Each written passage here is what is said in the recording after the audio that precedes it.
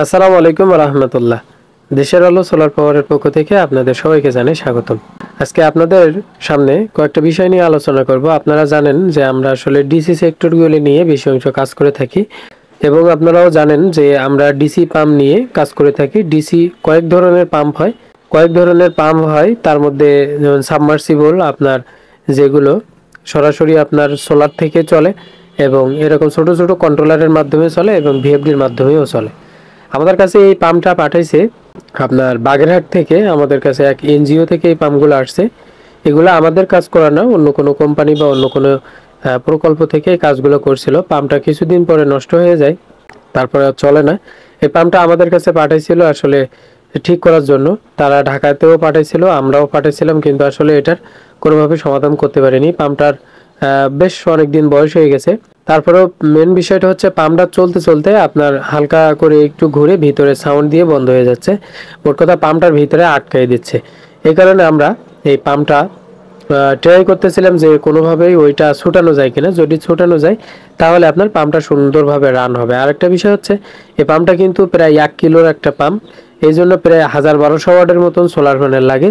সেক্ষেত্রে আমরা শুধুমাত্র কিন্তু এখানে 600 ওয়াট একটা সোলার প্যানেল দিয়েছি। এটাও একটা ফ্যাক্ট আছে এবং রোডটা হচ্ছে দুপুর 2টা-3টার পরে আমরা যে সময়টা টেস্ট করছিলাম।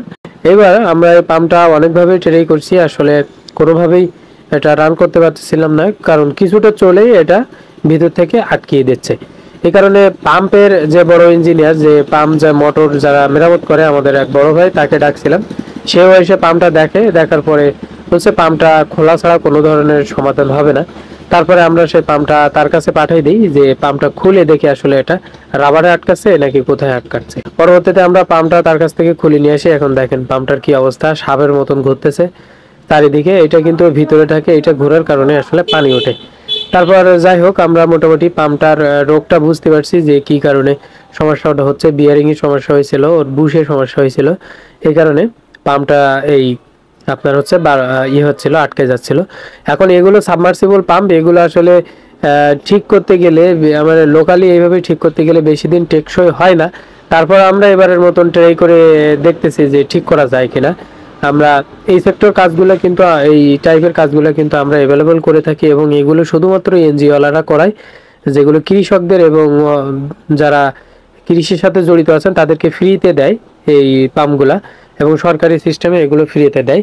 এই টাইপের সিস্টেম যদি আপনার থাকে, যদি সমস্যা থাকে, আমাদের সাথে যোগাযোগ করতে পারেন এবং এইগুলো যদি নিতে চান সেটাও আমাদের সাথে যোগাযোগ করতে পারেন। আজকের ভিডিও পর্যন্ত। ভালো থাকবেন, সুস্থ থাকবেন। আসসালামু আলাইকুম ওয়া রাহমাতুল্লাহ।